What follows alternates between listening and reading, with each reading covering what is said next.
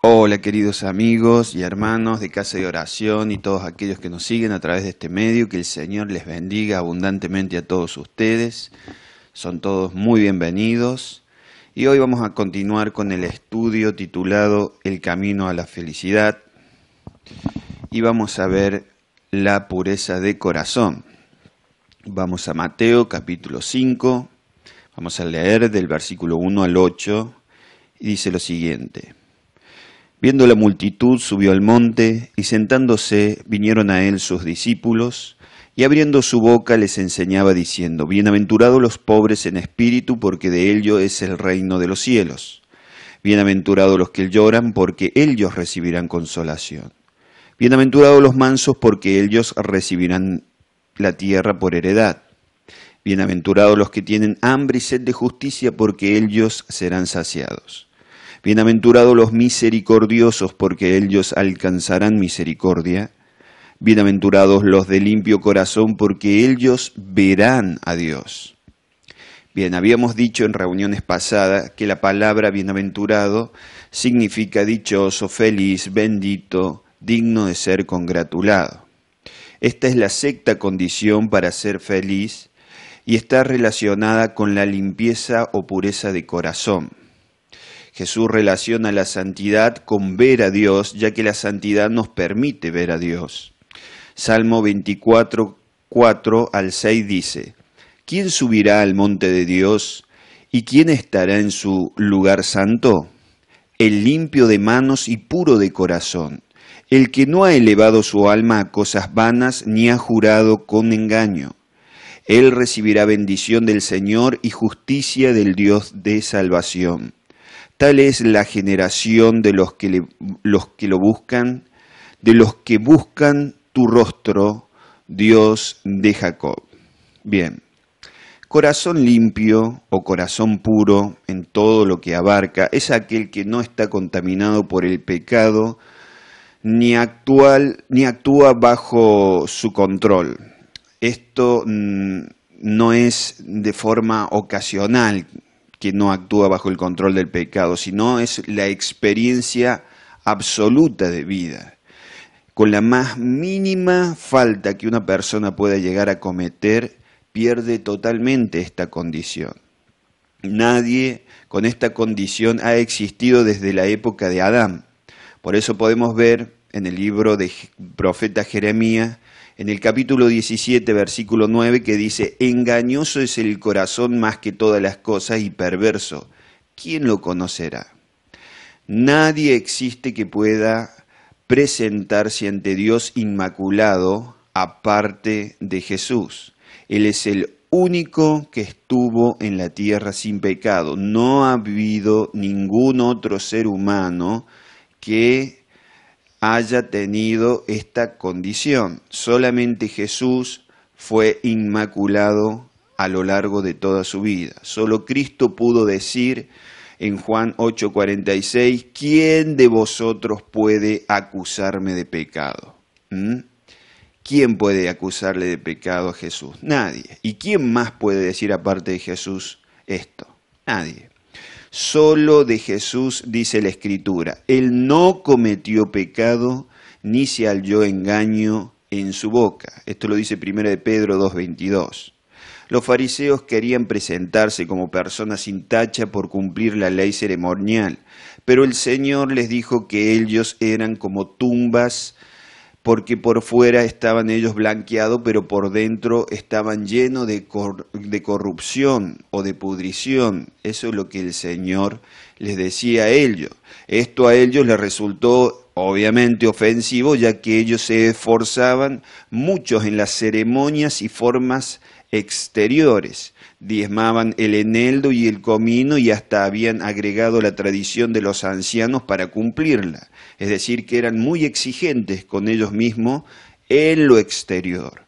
Pero le faltaba lo más importante, dice el Señor Jesús, la justicia, la misericordia y la fe.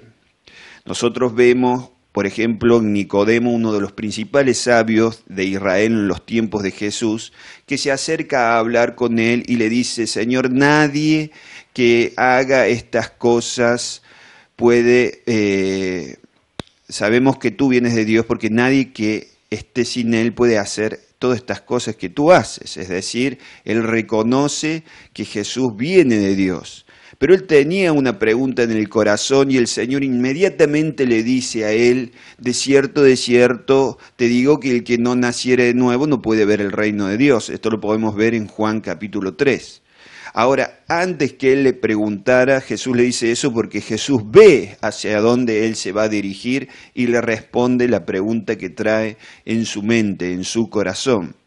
Porque ellos temían, los fariseos o inclusive Nicodemo, en no llegar a poder ser partícipe del mundo venidero, es decir, no ser salvos, que su alma se perdiera. Esto le dice el Señor porque solo los que son regenerados internamente, espiritualmente, serán limpiados de corazón.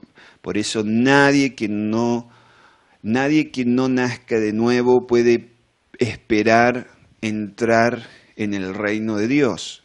Hay que nacer de nuevo para entrar en el reino de Dios. Esto es una gracia que el Señor le concede al pecador.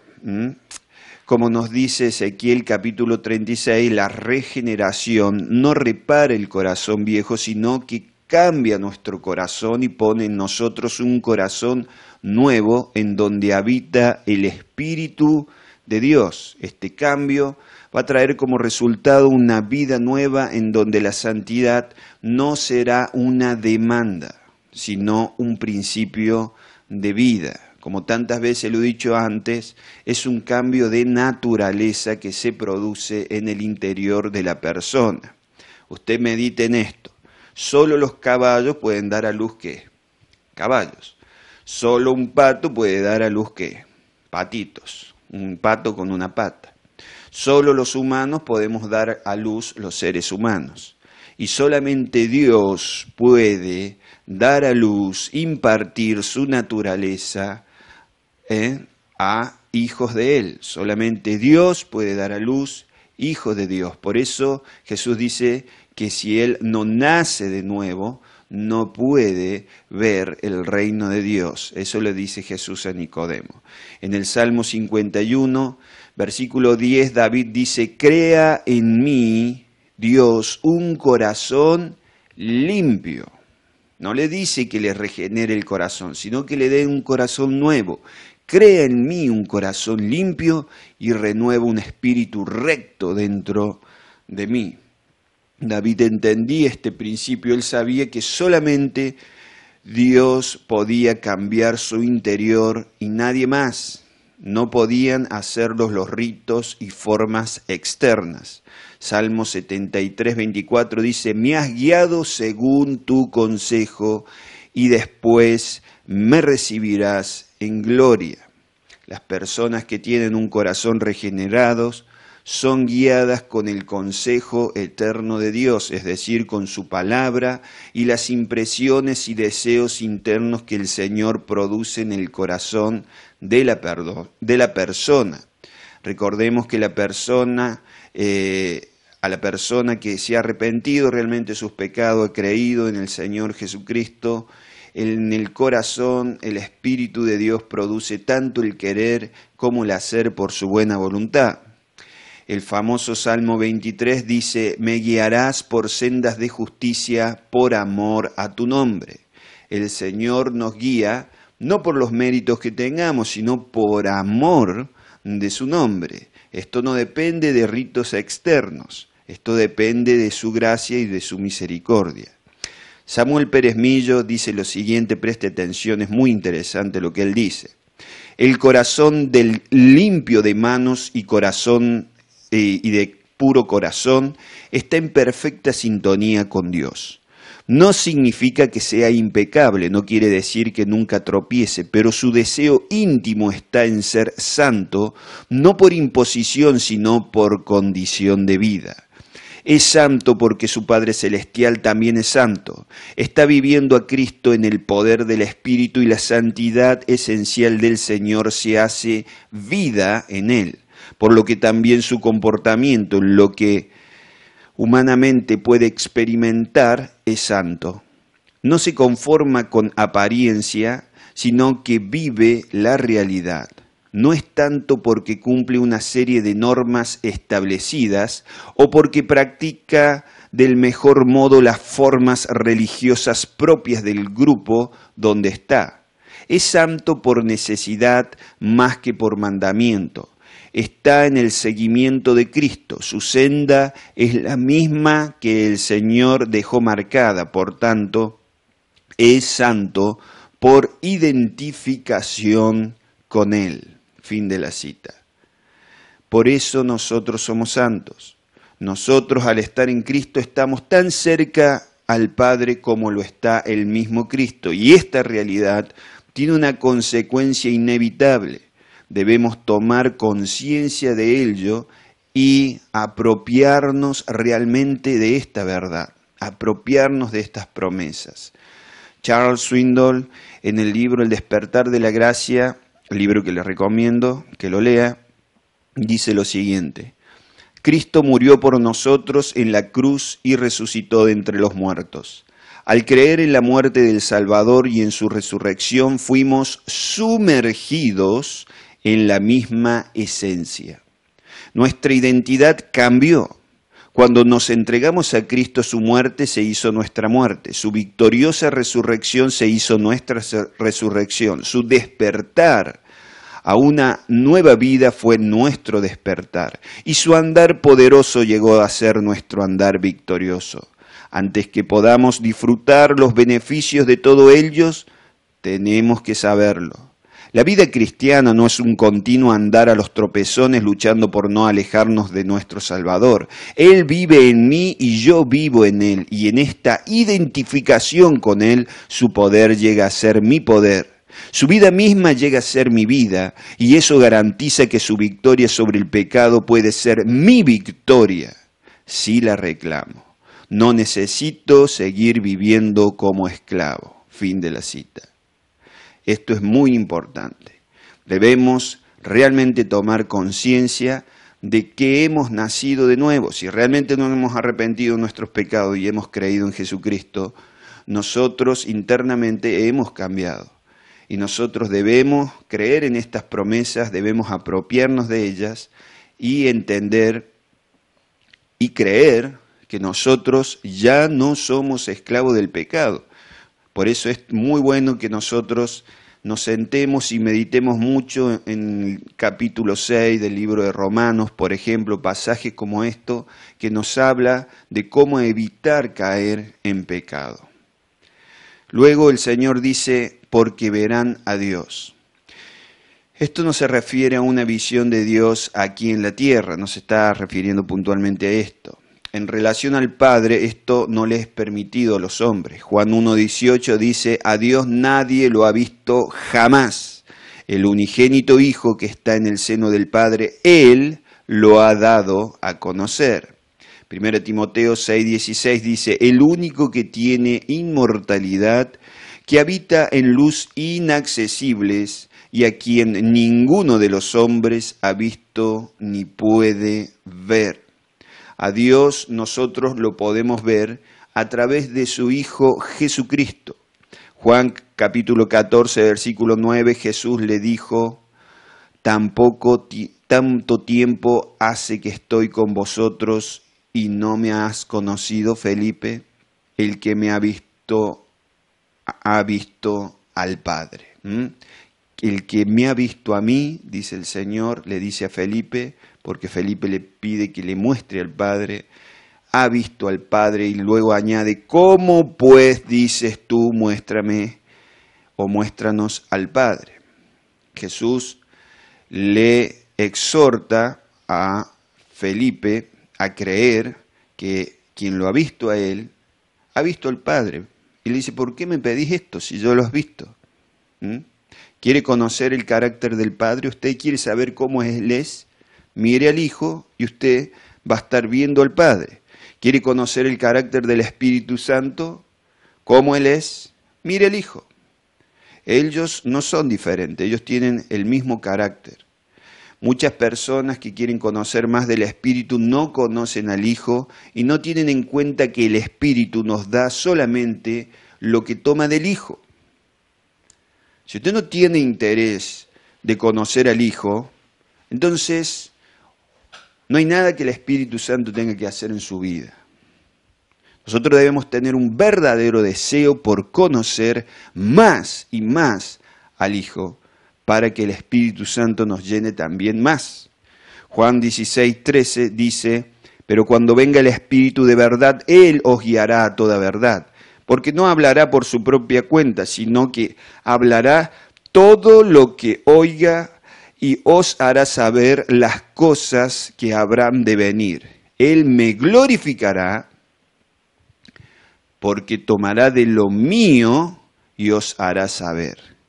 Todo lo que tiene el Padre es mío, por eso dije que tomará de lo mío y os hará saber. Nosotros, al querer conocer más sobre el Padre y sobre el Hijo, el Espíritu Santo nos guía a ese conocimiento. Ahora, si nosotros perdemos el interés de conocer del Padre y del Hijo, entonces el Espíritu Santo no tiene mucho que hacer en nuestras vidas. Él nos da conocimiento del Padre y del Hijo. Los ojos del creyente deben estar puestos en Jesús. En Jesús. Hebreo 12:2 dice, puesto los ojos en Jesús, el autor y consumador de la fe. Luego, la persona se ve en el espejo de la palabra y ve el cambio que está generando en ella para llevarla cada vez más a su imagen y semejanza. Finalmente, va a haber algún momento en que nosotros vamos a ver al Señor Jesús cara a cara. Le vamos a ver cara a cara, como dice 1 Corintios 13:12. Ahora vemos por espejo oscuramente, pero entonces veremos cara a cara. Ahora conozco en parte, pero entonces conoceré como fui conocido. Primera de Juan 3:2 dice, amados, ahora somos hijos de Dios y aún no se ha manifestado lo que hemos de ser, pero sabemos que cuando Él se manifieste, seremos semejante a Él, porque lo veremos tal como Él es. Ahora bien, nosotros debemos preguntarnos, realmente preguntarnos a nosotros mismos, si al leer la palabra y al orar al Padre, a Dios, si en el momento de orar y leer la palabra estamos realmente interesados en conocer más a Jesús, al Padre, o no lo estamos. ¿Estamos interesados o no estamos? Nosotros debemos usar la palabra y la oración como un medio para encontrarnos con el Señor a diario. Un encuentro que nos llene de su Espíritu Santo. La lectura de la palabra y la oración no tienen un fin en sí mismo. Es para conocer más a Dios. Y al conocerle más, al lograr ver su rostro con nuestros ojos espirituales, nosotros somos llenos de su presencia y somos transformados.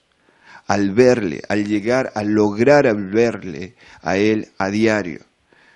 Por eso no tenemos que conformarnos con nuestros encuentros devocionales a diario, sino que debemos darle una gran importancia al tiempo que pasamos nosotros con Dios. El pastor Tolopilo, en uno de sus estudios, no me acuerdo cuál era, que es un pastor del equipo de Gracias a Vosotros, un ministerio de John MacArthur, sabía decir que él, antes de orar, él guardaba silencio un rato o leía unos salmos para tomar conciencia realmente de lo que iba a hacer. Fantástico. Para mí es precisamente la actitud correcta. Y esto ayuda muchísimo. No vamos a hablar con cualquiera y empezar a hablar, sino, no, nosotros vamos a hablar con el Rey de Gloria, con el que creó todo el universo, con quien nos provee de todas las cosas. Entonces debe ser un momento especial, un momento solemne, un momento en que nosotros hagamos estas actividades piadosas con realmente estando consciente de lo que estamos haciendo. Estamos leyendo su palabra. Tenemos que prestar especial atención. Vamos a hablar con Él al orar. No vamos a hablarle al chico de los mandados con todo el respeto que se merece por ser el chico de los mandados. No, vamos a hablar con Dios. Y eso es muy importante tenerlo en cuenta, porque si no, nosotros vamos a entrar en la presencia de Él, o vamos a orar y vamos a leer la palabra de Dios sin entrar en la presencia de Él. Va a ser algo superficial y no va a tener realmente ningún impacto o consecuencia en nuestra vida.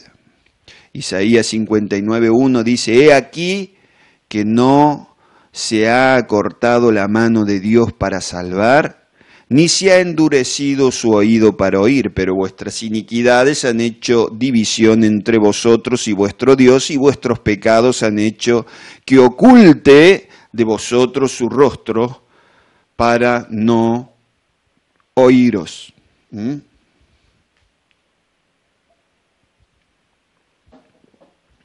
Dios está dispuesto siempre a salvar, pero el problema es que nosotros no estamos dispuestos siempre para ir a buscar al Dios que salva de todo corazón.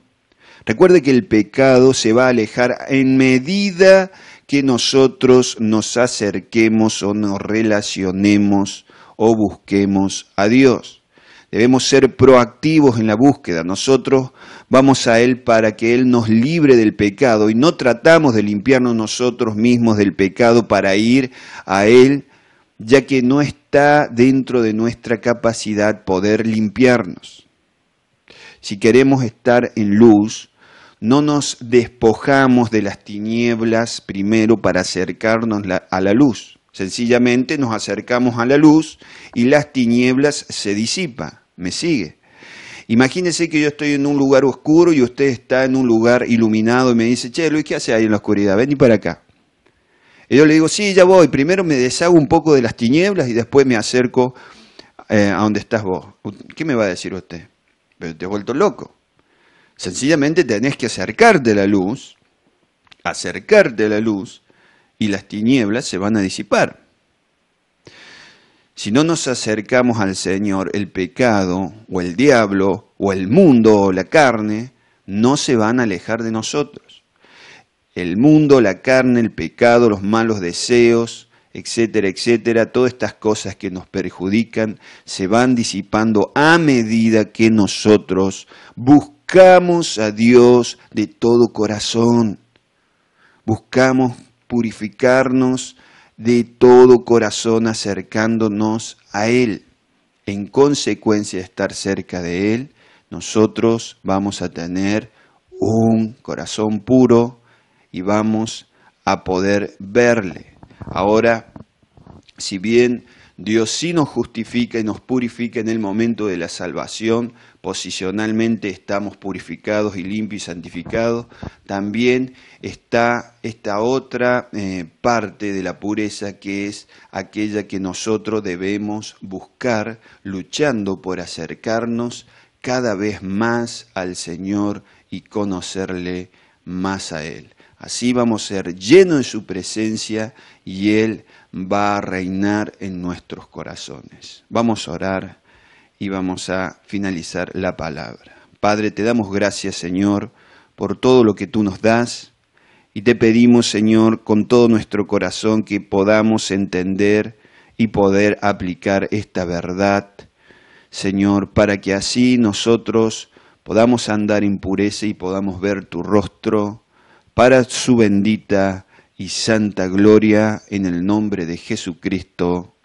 Amén. Si quiere aprender más de la palabra de Dios, visite nuestra página web www.elcaminoverdadero.com, donde podrá utilizar material gratuito, o nuestro canal de YouTube, El Camino Verdadero, o nuestra página de Facebook, Cristianismo Bíblico para Todos. Que Dios le bendiga abundantemente.